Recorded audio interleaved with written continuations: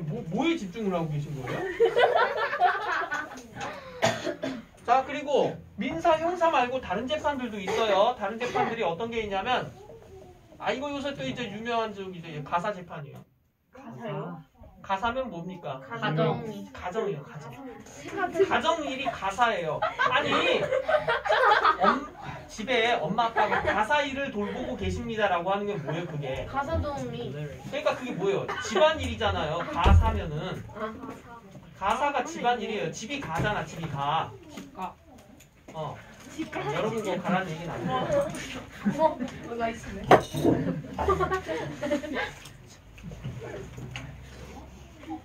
너네는 끝내는 시간 빨리 끝낼 생각은 말아라. 아니. 축구 봐야 되는데. 더 12시야. 아니, 알아. 12시 전에만 보내주면 되는 거군요. 1시간이? 12시. 9반 정도 생각이야. 자, 네. 자,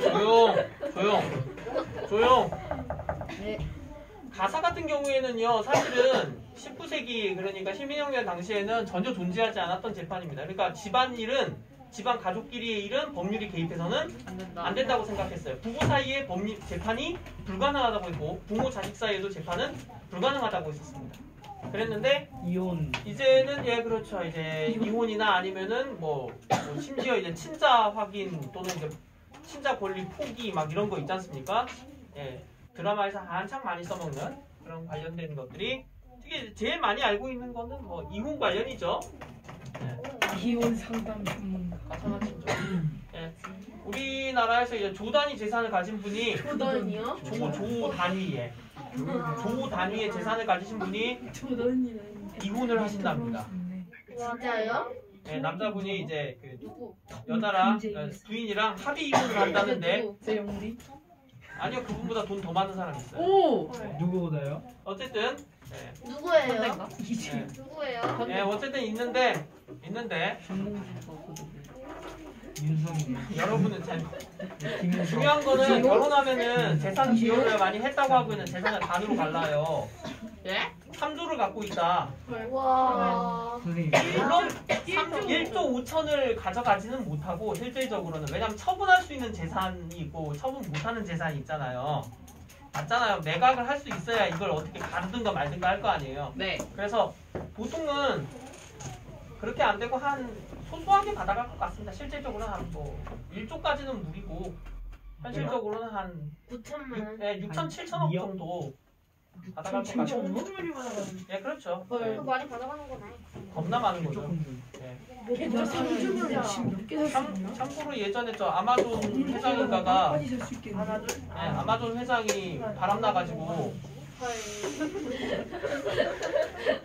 이제 일론 머스크가 설마 그 아마존이겠어요? 전전전전전 하는 그게 아니에요. 물 마셨어요. 아니 대박. 나 물이 넘어가. 나 쭉. 이거 술이. 자.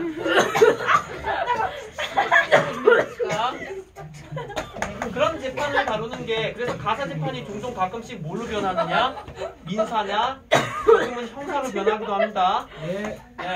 진짜 민사나 형사로 가끔 변하죠. 어저께도 무슨 뉴스 하나 나오고 그랬는데 여튼 뭐예요? 가족 간의 형사. 죽였나? 그런 거죠. 죽을 사. 말하지. 아니야. 며칠 전에 이제 남편이 아내와 자식들을 전부 죽여버리고 나쁜 놈이네. 근데 큰아들이 15살이라고 그래서 큰아들이 제일 먼저 반항할 것 같아서 큰아들을 먼저 죽이고 그다음에 고윤정 같은 놈이네. 근데 약간 머리 썼는데. 약간 똑똑하네. 아니 윤정은 그 머리 남편하고 아이 죽인 사람이 있어요. 네, 좀 똑똑해. 여자가 죽은 거예요? 아들 붙여준. 조윤이었나? 자, 여튼 이런 부분은 가사에서 가다가 형사로 가겠죠, 당연히.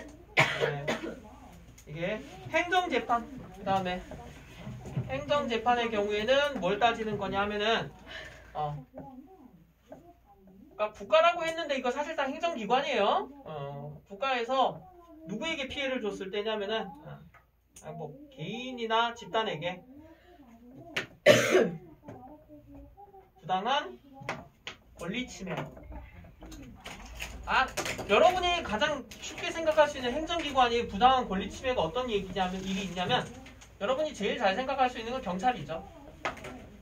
경찰이 경찰이나 뭐 있을까? 다른 공무원들 예를 들어 그런 거죠. 뭐 소방관이 불 같은 거 화재 진압한다고 길을 뚫는데 그 과정에서 죽어요. 급하다고 해서 우리 차를 갖다가 긁고 지나갔어요. 아이고. 급하게 소방차 가면서. 되지 않아요 이제? 그러니까 거기 관련해서 많이 이제 지급을 해주는데 소방차가 왱 하고 지나가는 바람에 제가 그 옆에 파잉 하고 지나가니까 깜짝 놀라서 하다가 뭐 엄청 비싼 도자기를 갖고 가고 있는데 깨트렸어요. 그거 1억 5천인데 배상해 주세요. 1억 5천은 배상 못 해드립니다. 해줘요. 그거 날아갔는데 갖고 할 수도 있는 거죠. 국가에서 못하겠다고 할 때 할 수도 있어요. 이런 거 말고 제일 유명한 게 뭐였냐면은 탄광.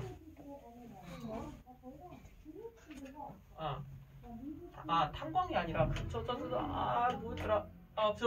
그거였죠 참. 유명한 게 원자력 발전소. 발전소에서 뭐가 노출돼가지고 이제 방사능이 노출됐을 때 국가기관에서 만든 거잖아요. 그래서 이 방사능 때문에 우리가 피해를 입었다. 내놔라. 야 과학적으로 증명 안 됐다. 뭔 소리냐 증명됐지 하면서 서로 싸우는 거. 근데 방사능에 노출되면 죽어요? 안 걸리지 않아? 극단적으로 얘기하시면은 세상 모든 거는 OX가 있는 게 아닙니다. 극단적인 OX가 아니에요. 1번 방사능에 노출되면 죽느냐는 거에 대한 대답을 OX로 하자면 X입니다. 안 걸리죠. 그걸 묻는다고 하면은 O입니다. 그러나 X이기도 합니다. 왠 줄 알아요? 방사능은 지금 여기도 있는데 뭔 소리예요? 예? 안 걸리겠다. 안 걸려요? 방사능은 지구 어디에서나 다 있습니다. 방사능이 제일 많이 있는 건 태양 광선에서 다 날아오고요. 햇볕 많은 데에는 기본적으로 다 있습니다. 근데 원자력 발전소에서 나왔다고 양이 문제인 거예요. 양이. 그 절대적인 양이 문제라고요. 여러분이 지나가다 담배 연기 한번 맡았다고 꼬까닥 죽는 게 아니듯이 그게 영향을 미치려면 차라리 담배 연기 필 때 나오는 방사능 수치가 더 많겠다. 담배 연기 필 때에도 마찬가지로 방사능이 나온다고요. 와 담배 나와. 그러니까 담배가 위험한 거라고 정연아. 자, 여튼 과학적으로 좀 제발 접근합시다. 과학적으로. OX가 아니라 얼마만큼 어느 수치만큼 노출되었는가. 선생님 뜨거우면 죽어요? 라는 질문이랑 비슷해요. 죽을 수도 있고 안 죽을 수도 있겠죠. 제 대답 알겠어요? 지금 무슨 소리인지? 몇 도 정도면 죽느냐고, 몇 도에 얼마 노출되면 죽느냐고 해야겠죠? 여러분 이제 방사능과 관련해서는 조용해봐. 방사능과 관련해서는 이제 체르노빌이라는 드라마 나중에 한번 여간 되시면 한번 보시고요. 여러분 조금 나이 먹어서 보시는 게 더 좋을 수도 있어요. 이해가 안 갈 거거든. 체르노빌. 노빌. 체르노빌이라고 원자력 발전소 노출된 곳이 있어요. 그러니까 일본, 히로시마, 우크라이나. 조용. 옛날 소련이란 나라가 있었고 거기 얘기해요. 지금은 멸망한 나라. 멸망이냐? 소련 멸망해서 러시아가 예, 자 조용. 그다음에 행정재판. 그래서 국가로부터 배상을 받기 위한 재판이면 뭐예요 보통? 이거예요. 네. 국가로부터 내가 부당한 일을 당했다 할 경우에 행정재판을 통해서 소송을 해서 얻어냅니다.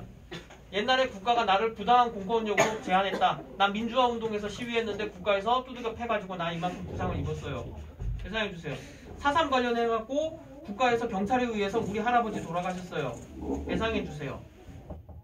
행정재판이에요. 이렇게 되면 돈 배상 받을 수 있어요? 그거에 대해서 이제 계속 논쟁을 벌이는 거죠.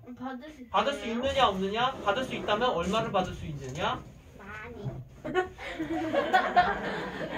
이런 식으로 얘기하면은 이제 당장 거기에서 져요. 나 같아도 잘라서 지게 하겠다. 자, 그 다음에 선거 재판이 있어요. 네, 선거 재판 아주 중요하죠. 선거의 효력도 중요한데 당선 유무입니다. 선생님, 그냥 표가 많으면 되는 거고 안 되면 안 되는 거 아닌가요? 그게 아니라 선거가 무효되는 경우가 있어요. 법률에 따라서. 잘. 하기 전에 불법 선거를 하게 됐을 때 뇌물. 네, 뇌물이나 이런 걸 하게 됐어요. 그리고 선거에 그 하자가 있을 때, 문제가 있을 때 1분 후에 쉬는 시간 할게요. 그럴 때 당선 이후, 그러니까 벌금이 얼마더라? 500만 원이었나? 200만 원이었나? 200만 원 이상 벌금이 나오게 될 경우에는 당선 무효입니다. 그래서 이 벌금 액수 갖고 싸워요. 선거 재판입니다. 이것 때문에 당선이 됐다가 무효돼 갖고 다시 선거를 치르는 경우가 있어요. 그게 선거 재판이 되겠습니다. 하나 더 해야겠네. 미안해. 소년보호 재판이 남았죠? 촉법. 촉법이 아니라도 여러분들은 이제 촉법을 벗어나면 어쨌든 소년보호 재판은 미성년이면은 하게 됩니다. 선생님 저 소년 아니고 소년이니까 상관없겠네요. 같은 헛소리는 하지 마세요. 소년이라는 것은 남자만을 지칭하는 용어가 아닙니다. 여러분 다 청소년이에요. 여러분 다 청까지는 아니고 그냥 푸른지 안 푸른지 모르겠고 어쨌든 푸르군요. 전 물었습니다. 자, 늙었다고요. 그러니까 어디까지나 19세 미만입니다. 여러분 19세 미만이잖아요. 예. 여기서 19세 미만도 범죄를 저지를 수 있죠. 그럼 범죄를 하게 되면 이걸 갖다가 법률 용어로 보호처분이라고 해요. 감옥에 넣거나 그런 게 아니라 보호해 주는 거예요. 그럼 이것과 관련해 있는 내용들인데 여러분은 뭐 소년원 간다 뭐 이런 식으로 얘기도 하기도 하고 보호 조치라는 것들이 몇 가지가 있습니다. 여러분 주변에서 소년 보호와 관련되어 있는 거 학생들이 있었는지는 제가 잘 모르겠어요. 한림중이나 한림여중이나 있었나?